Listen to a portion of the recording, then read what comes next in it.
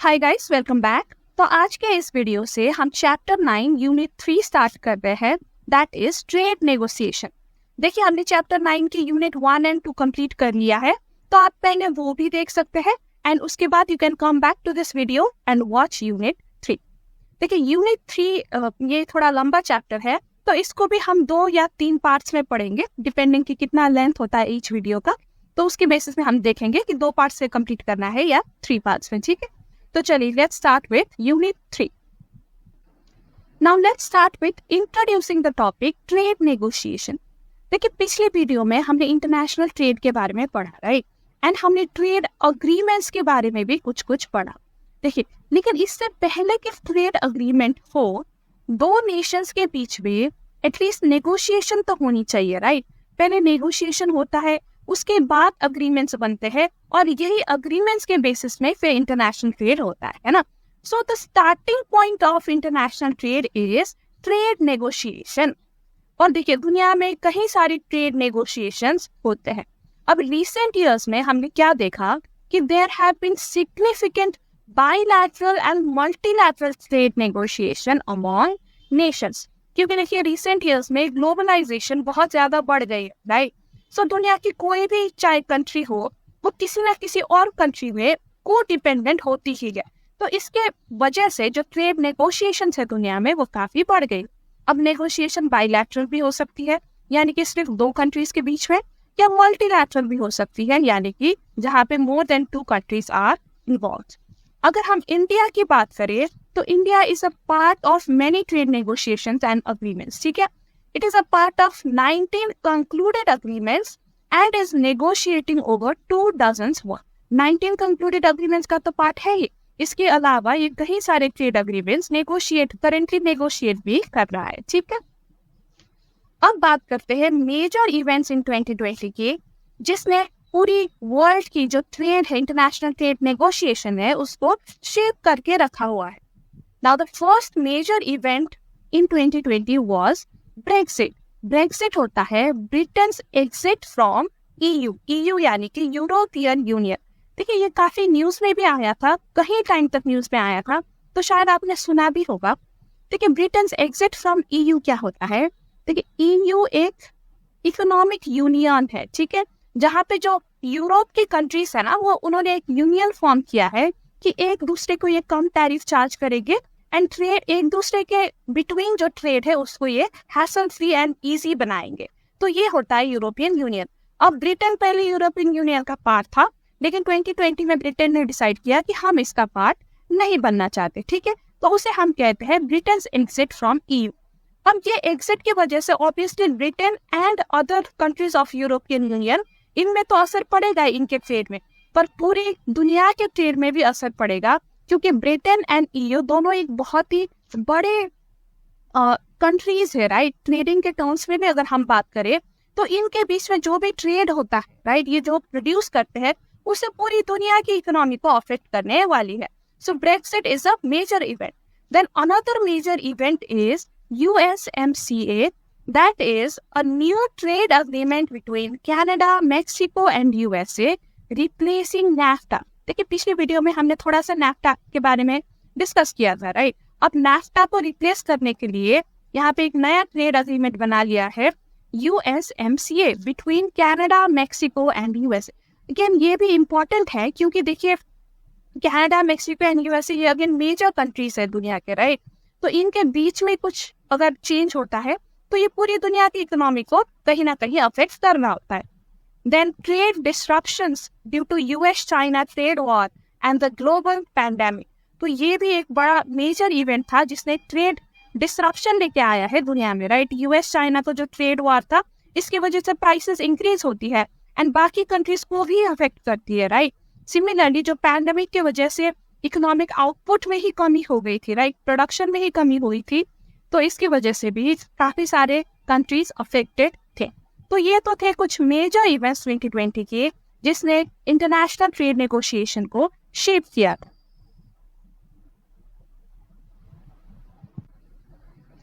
Okay, अब बात करते हैं कि ट्रेड नेगोशिएशन में कौन कौन से पार्टीज इन्वॉल्व होते हैं।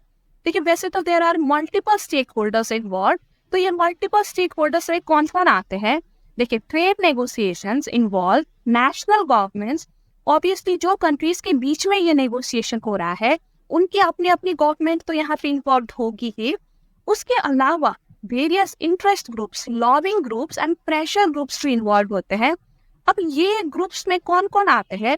देखिए, इसमें वो लोग आते हैं जो कहीं ना कहीं ये ट्रेड नेगोशिएशन से इम्पैक्टेड होने वाले हैं फ्यूचर में। ठीक है, हो सकता है एक प्रोड्यूसर हो, इसमें प्रोड्यूसर का रिप्रेजेंटेटिव हो, सारे प्रोड्यूसर्स के रिप्रेजेंटेटिव। ठीक है, हो सकता है ये एक पर्टिकुलर इंडस्ट्री जिसके रिगार्डिंग ये नेगोशिएशन हो रही है उस इंडस्ट्री का लीडर हो, या हो सकता है कि ये जो कंज्यूमर प्रोटेक्शन के लिए फोरम बनाई हुई है उनके रिप्रेजेंटेटिव हो। तो इस तरह से जो भी पार्टीज ट्रेड ये नेगोशिएशन से अफेक्ट होगा, ठीक है, तो वो सारे इन ग्रुप्स में आ सकते हैं। इसके अलावा एनजीओस भी इन्वॉल्व होते हैं, क्योंकि एनजीओस बनाई जाती है सोसाइटी के वेलफेयर के लिए, राइट। तो इनका भी एक इंटरेस्ट होता है ये देखना कि जो भी अग्रीमेंट बनाई जाएगी वो सोसाइटी के वेलफेयर के खिलाफ ना हो। तो इस तरह से वेरियस स्टेक होल्डर्स यहाँ पे इन्वॉल्व होते हैं। अब कौन कौन इन्वॉल्व होता है ये तो हमने देख लिया। अब क्या क्या एजेंडास यहाँ पे डिस्कस होता है? देखिए, each negotiating party represents different interest such as market access and protection of domestic industries. अब दो देश के बीच में अगर ट्रेड हो रहा है तो यहाँ पे दो नेगोशिएटिंग पार्टी हो गई, राइट। तो ईच नेगोशिएटिंग पार्टी वो अपना अपना इंटरेस्ट रखते हैं। जैसे कि अगर इंडिया के बिहाफ में जो भी गया है नेगोशिएट करने के लिए, तो वो इंडिया का इंटरेस्ट यहाँ पे रखेगा कि इंडिया को क्या चाहिए ये ट्रेड अग्रीमेंट से, वो किस तरह का मार्केट एक्सेस चाहता है और वो किस तरह से आपकी डोमेस्टिक इंडस्ट्रीज को प्रोटेक्ट करना चाहता है। तो इस तरह से हर एक नेगोशिएटिंग पार्टी अपना अपना इंटरेस्ट यहाँ पे रखेगा, उसमें डिटेल डिस्कशन होगा, ठीक है, और उसके बाद ही एक अग्रीमेंट बनता है जो सबके लिए सूटेबल हो। अब हम अग्रीमेंट के बारे में थोड़ा सा जान लेते हैं। देखिए, अग्रीमेंट कई टाइप्स के हो सकते हैं, ठीक है। So it's essential to understand regional and free trade agreements and how they involve through trade negotiations. तो यहाँ पे दो तरह के अग्रीमेंट के बारे में चर्चा किया हुआ है। तो ये अग्रीमेंट्स क्या क्या होते हैं, ठीक है, और इनमें कैसे जाके नेगोशिएट होता है और कैसे अग्रीमेंट्स बनती है, तो चलिए हम उन पे थोड़ा सा अब चर्चा कर लेते हैं। Let's start with regional trade agreements. अब बात करते हैं रीजनल ट्रेड अग्रीमेंट की कि रीजनल ट्रेड अग्रीमेंट या फिर आरटीएस ये है क्या। देखिए, regional trade agreements RTS are defined as grouping of countries not necessarily belonging to the same geographical region, which are formed with the objective of reducing barriers to trade between member countries. तो basically RTAs क्या है? It is just a group of countries, और ये group बनाने का purpose क्या है कि एक दूसरे के बीच में जो ट्रेड बैरियर्स है वो ये रिड्यूस कर सके। Now, just because इसका नाम रीजनल ट्रेड अग्रीमेंट है, that does not mean कि जो भी ये ग्रुप बनाएंगे वो एक ही रीजन की कंट्रीज होनी चाहिए, ऐसा जरूरी नहीं है। Even between countries belonging to different regions भी ये ट्रेड अग्रीमेंट साइन हो सकता है। एक यूएस का कंट्री है, एक अफ्रीका का, एक एशिया का, इनके बीच में भी रीजनल ट्रेड अग्रीमेंट हो सकता है। सारे एक एशिया के बीच में ही होंगे या अफ्रीका के बीच में ही होंगे, ऐसा जरूरी नहीं है, ठीक है। तो इसलिए यहाँ पे लिखा है not necessarily belonging to the same geographical region, okay. In other words, a regional trade agreement RTA is a treaty between two or more governments that define the rules of trade for all signatories. तो जो भी ये regional trade agreement को sign करेगा उनके लिए ये regional trade agreement क्या करेगा, एक सेट ऑफ रूल्स बनाएगा जिसके बेसिस में ही ये कंट्रीज को एक दूसरे के बीच में ट्रेड, एक आपस में ट्रेड करना होगा, ठीक है। तो देखिए, अब दुनिया में कितने सारे रीजनल ट्रेड अग्रीमेंट्स है। अगर हम 1 फरवरी 2021 तक की डाटा ले तो there are a total of 339 RTAs in force as on 1 February 2021, ठीक है। ये पूरी दुनिया की बात हो रही है, ठीक है। पूरे वर्ल्ड में इतने RTAs है एज ऑन 1 फरवरी 2021। नाउ देखिए, trade negotiation result in different types of trade agreements which are shown in the chart below. अब जो भी ये रीजनल ट्रेड अग्रीमेंट है वो किस बेसिस में बनता है? It starts with trade negotiation first. और नेगोशिएशन के बाद ही ये आरटीएस बनते हैं। अब आरटीएस भी कई टाइप्स के होते हैं, there are different types of agreement. तो चलिए एक बार हम चार्ट देख लेते हैं कि what are the different types of regional trade agreements. तो देखिए यहाँ पे आपको वेरियस टाइप्स ऑफ आरटीएस दिखेगा, जैसे कि unilateral trade agreements, bilateral agreements, regional preferential trade agreements, trading block, custom union, common markets and economic and monetary union. तो इनके बारे में हम थोड़ा सा डिटेल में पढ़ते हैं about each of this type of RTS, ताकि आपको समझ आए कि इनके बीच में फर्क क्या है। ठीक है, okay, now the first type of regional trade agreement is your unilateral trade agreement. देखिए यूनिलैटरल का मतलब होता है फ्रॉम वन साइड ओनली।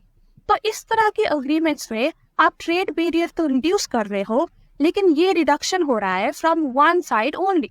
तो इस तरह से वन साइडेड जो अग्रीमेंट है उसको हम यूनिलैटरल ट्रेड अग्रीमेंट कहते हैं।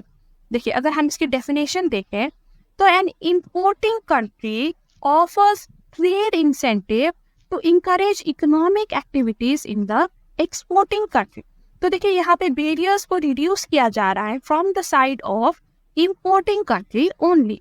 इंपोर्टिंग कंट्री एक्सपोर्टिंग कंट्री को ऑफर दे रहा है, ट्रेड इंसेंटिव दे रहा है कि चलो आप हमें एक्सपोर्ट करो, हम आपको सपोर्ट करेंगे, आपकी टैक्स कम कर देंगे या आपको किसी न किसी तरीके से हेल्प करेंगे। ठीक है, ये होता है आपका यूनिलैटरल ट्रेड अग्रीमेंट। अब इसका अगर हम एग्जांपल लें, then generalized system of preference is an example. देखिए जनरलाइज्ड सिस्टम ऑफ प्रेफरेंस के बारे में हमने पिछले यूनिट में भी थोड़ा सा पढ़ा था। इसमें क्या होता है कि जो डेवलप्ड कंट्रीज होते हैं ना, वो डेवलपिंग कंट्रीज को इस तरह से इंसेंटिव देते हैं ताकि डेवलपिंग कंट्रीज ज्यादा प्रोड्यूस कर सके और उनकी इकोनॉमी भी थोड़ा ग्रोथ हो सके। ठीक है, देखो डेवलपिंग कंट्रीज को ऑब्वियसली सपोर्ट चाहिए होता है रिच कंट्री से, राइट? तभी तो वो ग्रो कर पाएंगे। अगर उनको कोई सपोर्ट ही नहीं मिलेगा तो उनके लिए ग्रो करना मुश्किल होगा। तो यूनिलैटरल ट्रेड अग्रीमेंट इसी पर्पस से बनाई जाती है, to improve the exporting countries economy. Okay, understood. Now moving on to the next type of regional trade agreement, that is bilateral agreement. अब bilateral agreement में क्या होता है कि यहाँ पे दोनों ही जो पार्टीज इन्वॉल्व है वो एक दूसरे को इंसेंटिव देते हैं। तो ठीक, तो यहाँ पे कोई एक साइडेड से नहीं हो रहा है इंसेंटिव, एक साइडेड से बैरियर रिड्यूस नहीं हो रहा, दोनों साइड से यहाँ पे बैरियर को रिड्यूस किया जा रहा है। तो इसलिए इसका नाम हो जाता है बायलैटरल अग्रीमेंट। देखिए trade agreement between two countries, two blocks or a block and a country।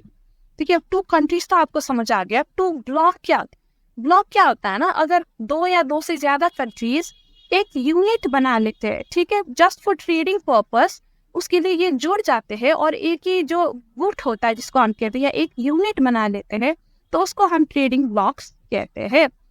अब कोई भी अगर बाहर का कंट्री इनसे ट्रेड करना चाहे ना, तो ये पूरे ब्लॉक के साथ उनको नेगोशिएट करना पड़ेगा, नॉट अ सिंगल कंट्री। ठीक है, जैसे कि अगर हम ईयू की एग्जांपल लेना, यूरोपियन यूनियन, तो ये ब्लॉक हो गया क्योंकि इसमें यूरोप के बहुत सारे कंट्रीज इन्वॉल्व होते हैं। ठीक है, तो जिसको भी ये यूरोप की कंट्री से ट्रेड करना है तो उनको पूरे ईयू के साथ नेगोशिएट करना पड़ेगा।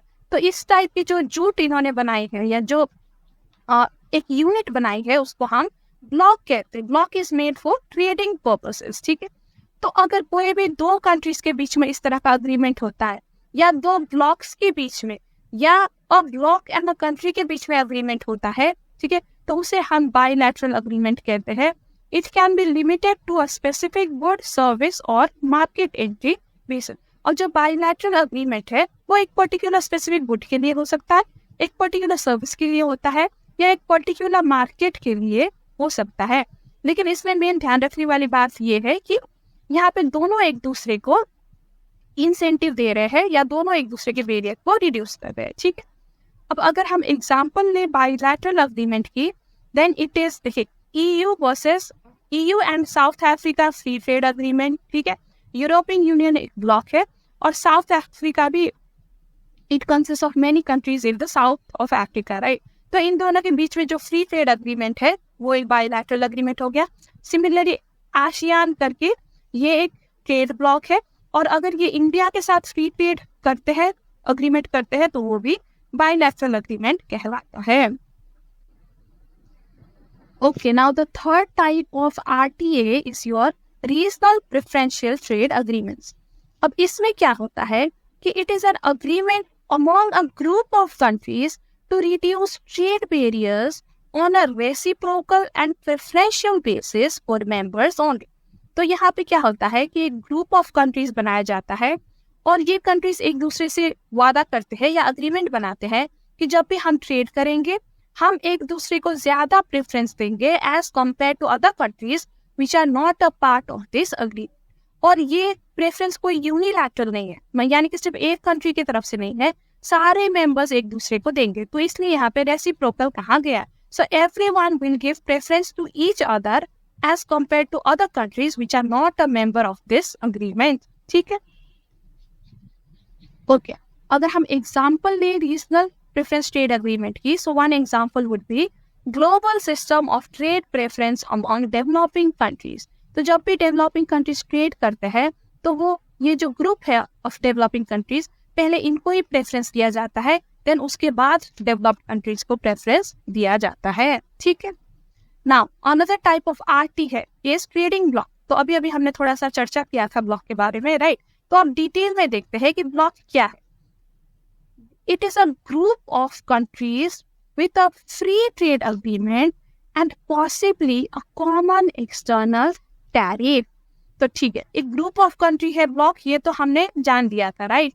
अब ये ग्रुप ऑफ कंट्री के बीच में क्या होता है, there is a free trade agreement, यानी कि जब भी ये एक दूसरे के साथ ट्रेड करेंगे तो कोई टैक्स या फिर टैरिफ चार्ज नहीं होगा। ये फ्रीली एक दूसरे के साथ without any tax and tariff trade कर सकते हैं। ठीक है, at possibly a common external tariff.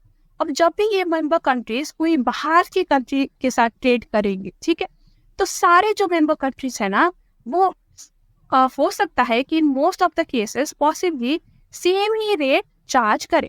जैसे कि मान लीजिए ट्रेडिंग ब्लॉक का अगर हम एक एग्जांपल लिए, so perhaps let's say EU is a trading bloc. ठीक है, अब जो यूरोपियन यूनियन के मेंबर्स है वो यूरोप की कंट्रीज है, right? Let's say France and Germany are two members. अब जब भी ये लोग इंडिया से ट्रेड करेंगे ना तो ये सेम ही रेट चार्ज कर रहे होते हैं। जैसे फ्रांस अगर 18% टैक्स लगाता है तो जर्मनी भी 18% ही लगाएगा। मोस्ट केसेस में हमें ये देखने को मिलता है। तो इसलिए यहाँ पे कहा गया है कि possibly a common external tariff. देखिए हर केस में ऐसा नहीं होगा, लेकिन कई केसेस में ऐसा होता है। अभी हम देखेंगे ट्रेडिंग ब्लॉक के भी बहुत सारे टाइप्स होते हैं, इसके बाद हम ट्रेडिंग ब्लॉक के टाइप्स ही देखेंगे। तो कई टाइप्स में सेम एक्सटर्नल टैरिफ चार्ज किया जाता है, कई बार नहीं किया जाता है। ठीक है, लेकिन मोस्ट ऑफ द टाइप्स में किया जाता है। सो आई होप आपको समझ आ गया होगा कि कॉमन एक्सटर्नल टैरिफ का क्या मीनिंग है। अब अगर हम ट्रेडिंग ब्लॉक का एग्जांपल ले, then Arab League is an example of trading bloc. Similarly European Free Trade Association EFTA जिसे हम कहते हैं, it is also an example of trading bloc. ठीक है, अब आगे हम 4 और आरटीएस पढ़ेंगे। बेसिकली वो ट्रेडिंग ब्लॉक की ही सबसेट है, आपकी बुक में उसको अलग से दिखाया गया है, लेकिन बेसिकली अगर हम जनरली देखें तो वो ट्रेडिंग ब्लॉक के ही सबसेट्स में आते हैं। ठीक है, तो उनका ट्रेडिंग ब्लॉक के साथ कैरेक्टरिस्टिक्स काफी मिलता है। तो आप कंफ्यूज मत होना कि उसमें और ट्रेडिंग ब्लॉक में क्या डिफरेंस है, ऐसे मत सोचना। They are actually a type of trading block only. ठीक है, तो चलिए स्टार्ट करते हैं। Okay, now the first type of trading block is your free trade area. देखिए बुक में तो इसको 5th आरटीए कहा गया है, लेकिन ये ट्रेड ब्लॉक का ही एक सबसेट। ठीक है, अब फ्री ट्रेड एरिया में क्या होता है, देखिए a group of countries that eliminate tariff and quota among themselves but maintain independent external tariff. देखिए अब हमने ट्रेडिंग ब्लॉक में ये कहा था कि it is a group of countries जो एक दूसरे को फ्री ट्रेड करने देते हैं, राइट? यानी कि टैरिफ या कोटा चार्ज नहीं करते। तो फ्री ट्रेड एरिया में भी यही होता है, टैरिफ या कोटा चार्ज नहीं होता। सो बेसिकली ये फ्रीली ट्रेड कर रहे हैं एक दूसरे से। लेकिन अगर ये नॉन मेंबर कंट्री से जब ट्रेड करते हैं ना तो फिर ये इंडिपेंडेंट एक्सटर्नल टैरिफ चार्ज करते हैं, यानी कि कॉमन टैरिफ चार्ज नहीं करते, जो हमने ट्रेडिंग ब्लॉक में पढ़ा था। देखिए ट्रेडिंग ब्लॉक में लिखा था कि पॉसिबली कॉमन होता है, राइट? एक फ्री ट्रेड एरिया ही ऐसा ट्रेडिंग ब्लॉक है जहाँ पे जो एक्सटर्नल टैरिफ है वो कॉमन नहीं होता, वो अलग अलग होता है। कंट्री जो भी मेंबर कंट्रीज है उनका सबका इंडिपेंडेंट एक्सटर्नल टैरिफ होता है with non member countries. Okay, देखिए ऑब्जेक्टिव क्या है ये फ्री ट्रेड एरिया बनाने का? To increase the exchange of goods among member countries. तो जो भी ये फ्री ट्रेड एरिया के मेंबर है उनके बीच में ट्रेड इंक्रीज हो, तो इसीलिए ये किया गया है, टैरिफ एंड कोटा हटाया गया है। लेकिन अगर ये नॉन मेंबर्स के साथ ट्रेड करेंगे तो वो इनका अपना अपना इंडिपेंडेंट बिजनेस है सबका, वो इंडिपेंडेंटली नेगोशिएट करेंगे, इंडिपेंडेंटली अलग अलग टैरिफ चार्ज करेंगे। ठीक है, so what is an example of free trade area? देखिए, आसियान एंड इंडिया के बीच में एक फ्री ट्रेड एरिया का एग्रीमेंट साइन किया हुआ है। तो जब भी आसियान कंट्रीज इंडिया से ट्रेड करेंगे तो वो कोई भी टैरिफ चार्ज नहीं करेंगे, दोनों साइड से ये लागू है। ठीक है, इंडिया भी नहीं चार्ज करेगा, आसियान कंट्रीज भी नहीं चार्ज करेगा। लेकिन अब इनके अलावा कोई ये अगर थर्ड कंट्री से ट्रेड कर रहे हैं तो फिर ये अलग अलग नेगोशिएट करेंगे, ठीक है, और अलग अलग रेट चार्ज करेंगे। अब बात करते हैं कस्टम यूनियन की। So it is another type of trading block only. अब कस्टम यूनियन में क्या होता है ना, यहाँ पे there is a group of countries that eliminate tariff on themselves and maintain a common external tariff. ठीक है, तो ये फ्री ट्रेड एरिया से ये अलग कैसे है? देखिए, फ्री ट्रेड एरिया में भी टैरिफ एंड कोटा एलिमिनेट किया गया है, कस्टम यूनियन में भी किया गया है। लेकिन कस्टम यूनियन की खास बात क्या है कि ये जो थर्ड कंट्री से भी जब ट्रेड करेंगे ना तो तब वो कॉमन एक्सटर्नल टैरिफ चार्ज करेंगे। जैसे कि हमने ट्रेडिंग ब्लॉक में एग्जांपल लिया था, राइट, कि जर्मनी, फ्रांस अगर वो ईयू का पार्ट है तो वो क्या करेंगे, अगर वो इंडिया से कोई ट्रेड कर रहे हैं तो दोनों कंट्रीज इंडिया को सेम रेट ही चार्ज करेंगे, तो उसे हम कहते हैं अ कॉमन एक्सटर्नल टैरिफ। तो कस्टम यूनियन में ये होता है, there is a common external tariff as well. Characteristic, uniform external tariff for non members. तो यही इसका यूनिक फीचर है which makes it different from free trade area। ठीक है, अगर हम एग्जांपल ले कस्टम यूनियन के तो देखिए, यूरोपियन यूनियन जिसका हम चर्चा कर रहे थे, तो it is an example of custom union. Similarly Gulf Cooperation Council, ये भी एक्सटर्नल कस्टम यूनियन है। सिमिलरली सदर्न कॉमन मार्केट्स, जिसको हम MERCOSUR कहते हैं। So these are all the examples of custom union. देखिए, एक दूसरे के साथ तो ये फ्री ट्रेड करते ही है, लेकिन जब ये third country, non member country के साथ भी जब ट्रेड करते हैं तो तब भी ये यूनिफॉर्म एक्सटर्नल टैरिफ यूज करते हैं। Okay, now the third type of trading block is your common market. अब कॉमन मार्केट में क्या होता है ना कि it goes one step beyond the custom union.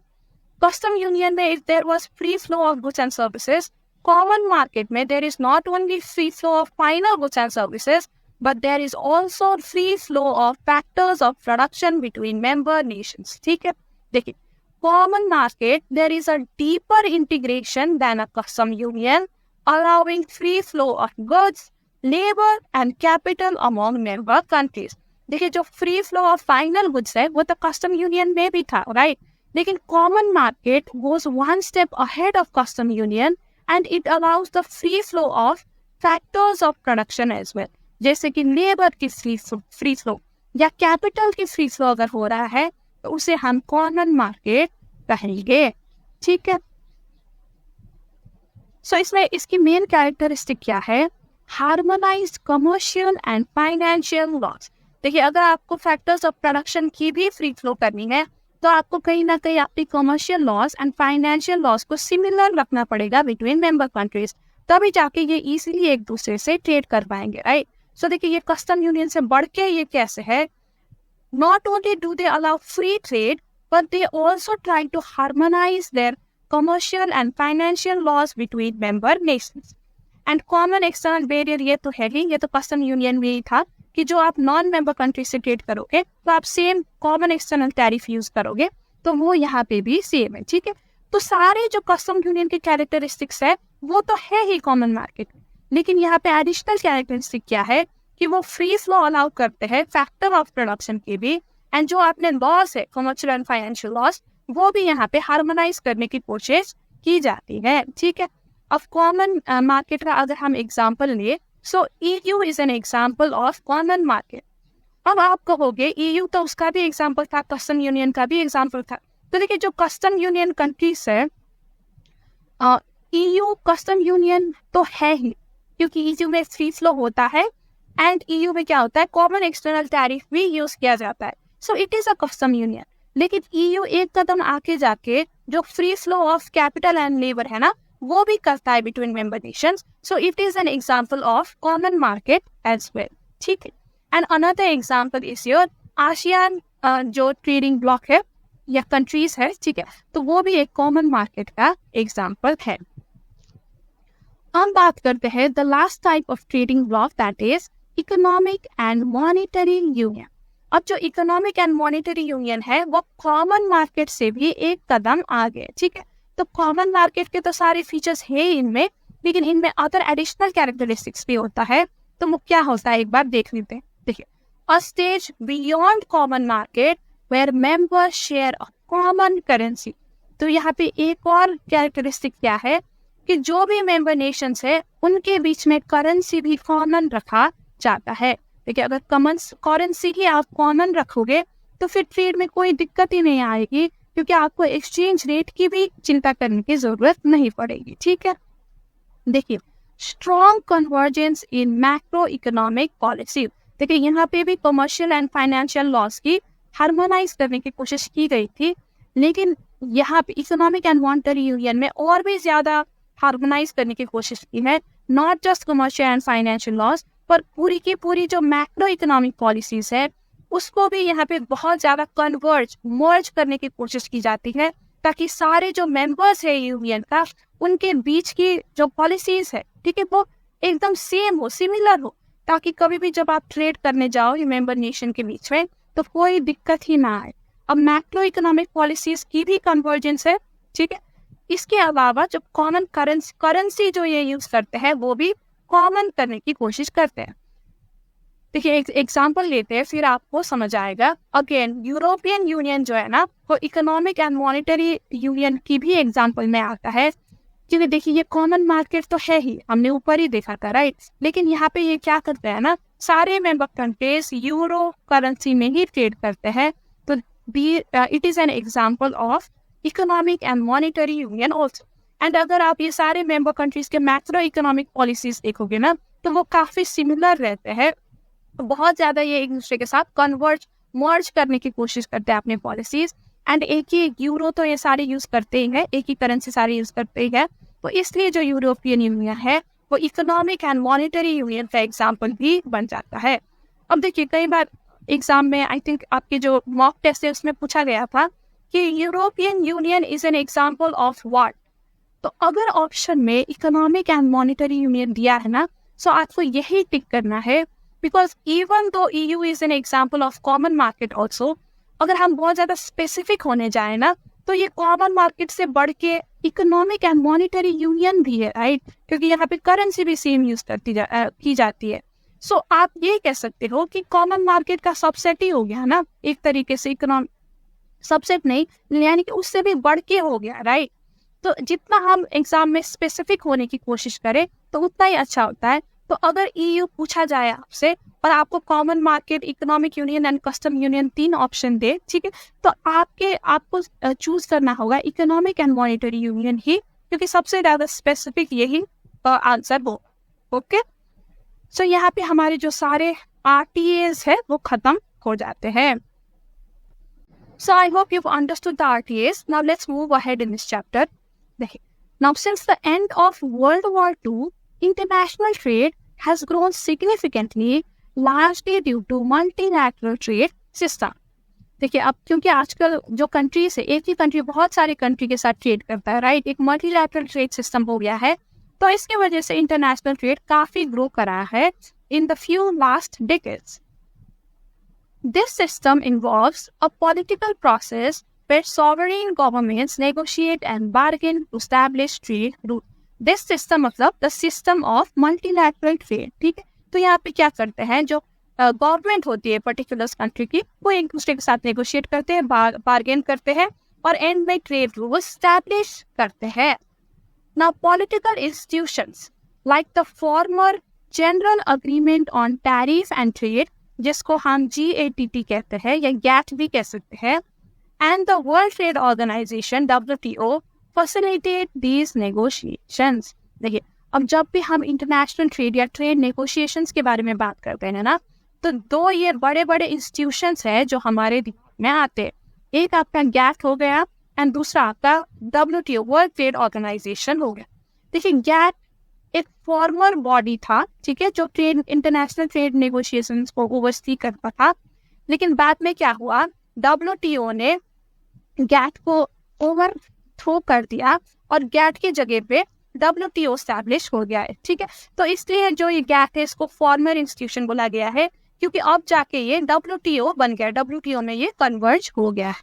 Okay, these institutions support international trade cooperation by providing structured rules and platform for dispute resolution। तो ये platform provide करते हैं इंटरनेशनल या वेरियस कंट्रीज को नेगोशिएट करने के लिए, ट्रेड अग्रीमेंट बनाने के लिए। अगर उनके बीच में डिस्प्यूट होता है तो उसको रिजॉल्व करने के लिए भी एक प्लेटफॉर्म प्रोवाइड करते हैं, ठीक है। तो अब हम आगे क्या करेंगे कि जो गैट है जिसकी हमने अभी भी चर्चा की, तो इसका थोड़ा सा हम ओवरव्यू लेंगे और इसमें जो कमी कमजोरी रही होगी वो हम देखेंगे कि आखिर ऐसी क्या कमजोरी है जिसकी वजह से हमें गैट को रिप्लेस करना पड़ा हुए WTO, ठीक है। तो चलिए एक ओवरव्यू ले लेते हैं। The GATT is an agreement that focuses on international trade in goods।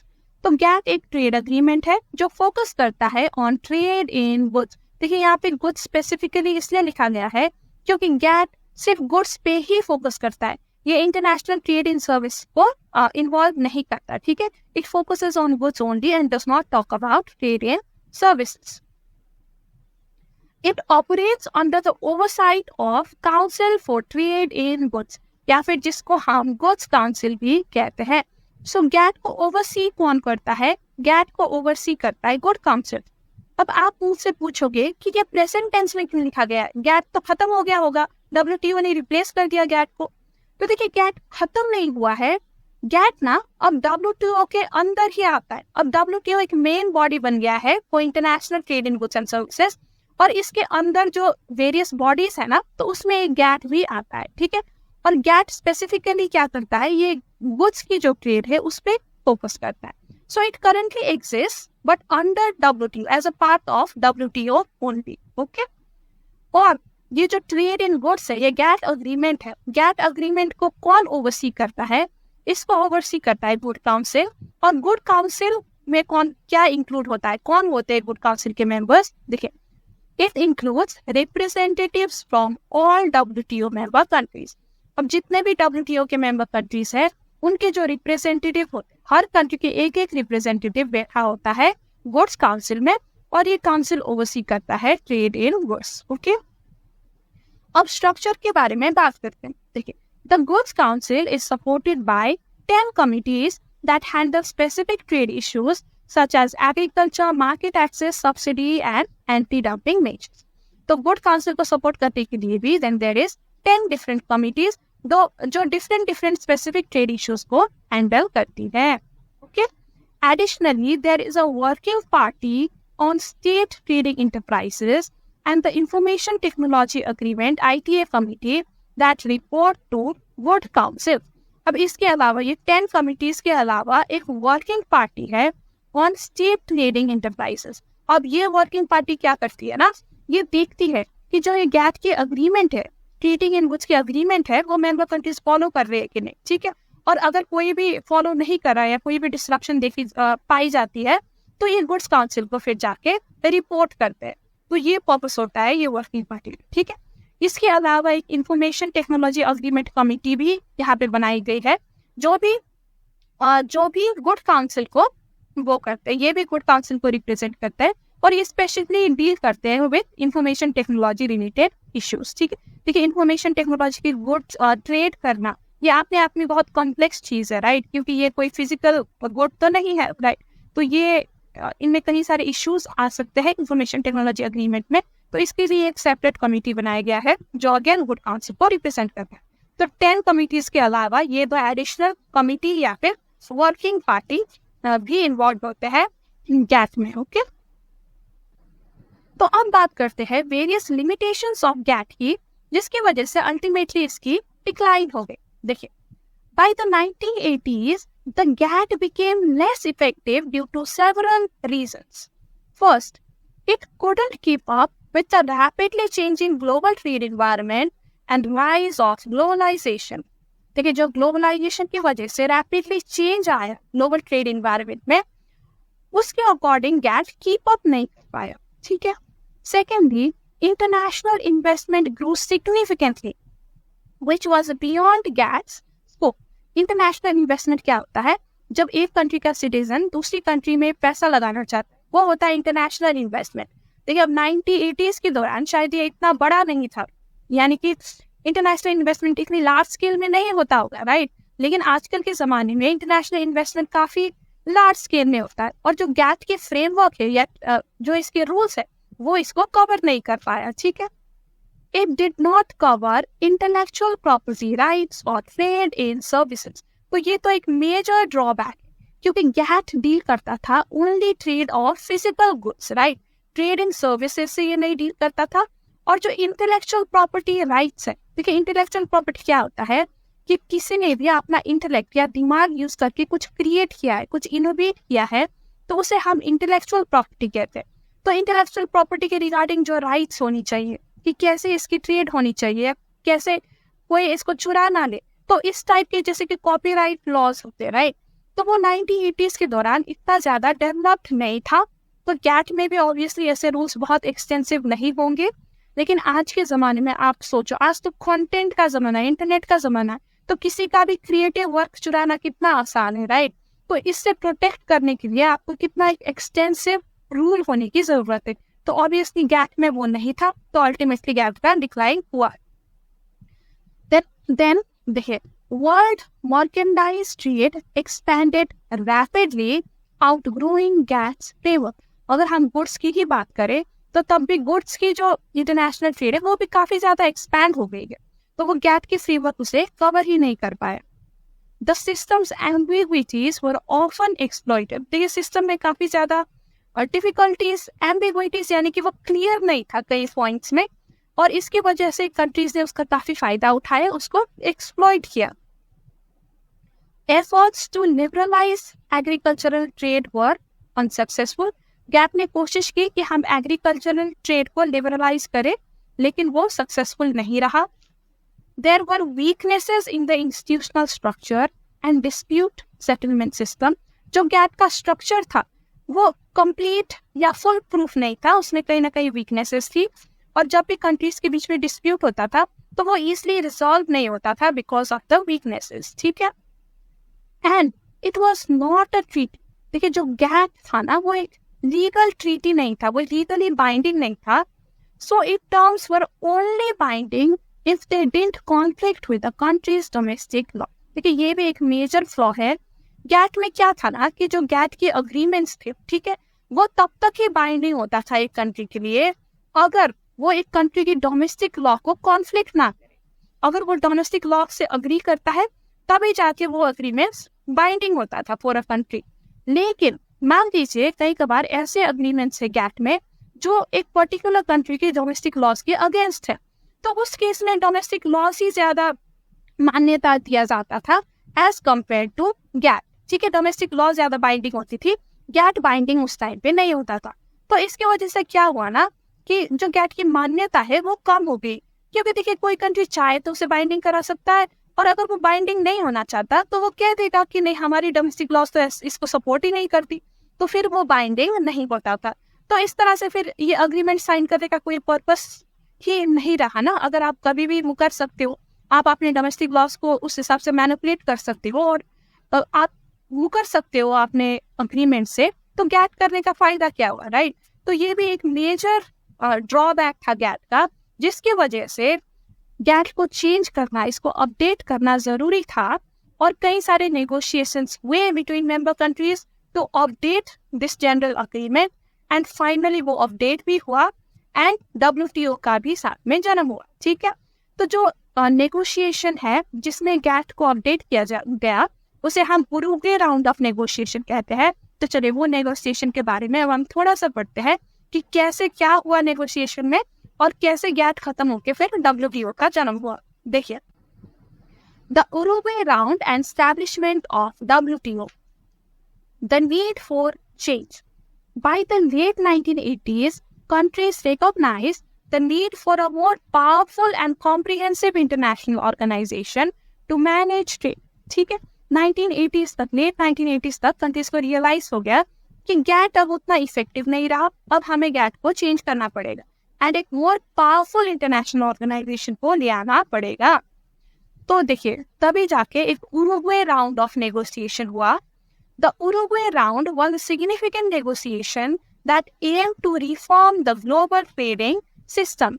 It addressed a wide range of trade issues, including tariffs, non-tariff barriers, agriculture, textile, services, intellectual property, and investment measures. तो ये सारे wide range of topic में यहाँ पे negotiation हुआ कि कैसे gate इन सब को कवर नहीं कर रहा है, कैसे हमें इन सब में रिफॉर्म की जरूरत है, क्या क्या रिफॉर्म की जरूरत है. तो ये सारे पॉइंट्स में यहाँ पे नेगोशिएशन हुआ. ठीक है.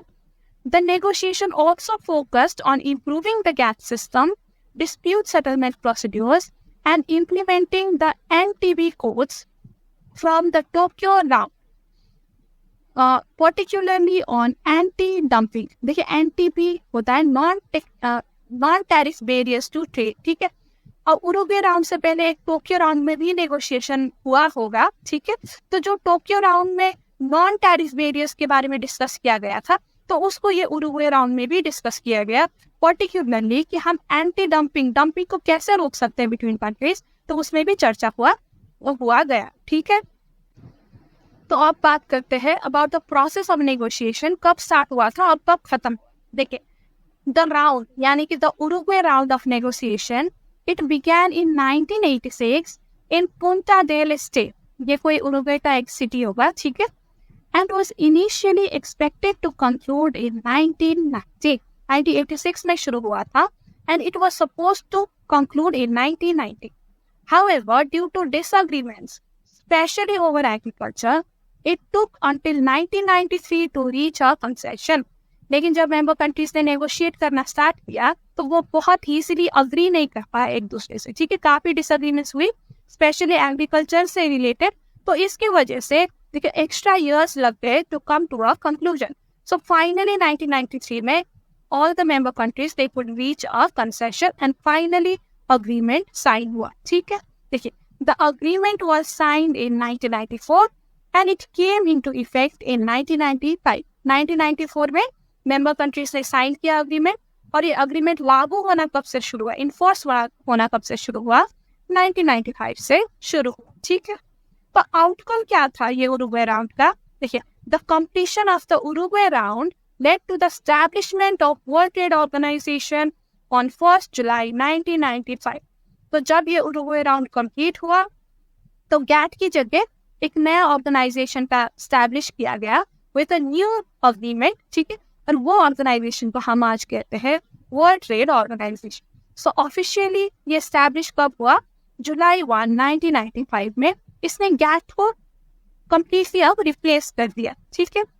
The WTO replaced the GATT with a more comprehensive framework that included the GATT's principle and new agreements from Uruguay round. तो GATT की principles तो सारे हैं ही WTO में. ठीक है. लेकिन इसके अलावा कई सारे नए अग्रीमेंट साइन किया गया. तो ओवरऑल जो GATT था उससे कहीं ज्यादा एक कॉम्प्रिहेंसिव फ्रेमवर्क WTO में बनाया गया. ठीक है. कई सारी चीजें यहाँ पे ऐड की गई, कई सारे नए अग्रीमेंट्स बनाए गए. ओके. और इसका स्ट्रक्चर एंड प्रोसीड्यूर तो सब कुछ यहाँ पे चेंज किया गया.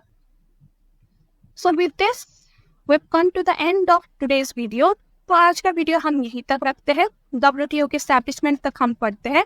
अब अगले वीडियो में हम क्या करेंगे, WTO के बारे में हम थोड़ा सा डिटेल में पढ़ेंगे. ठीक है. कि क्या है WTO, इसके स्ट्रक्चर क्या है. ठीक है.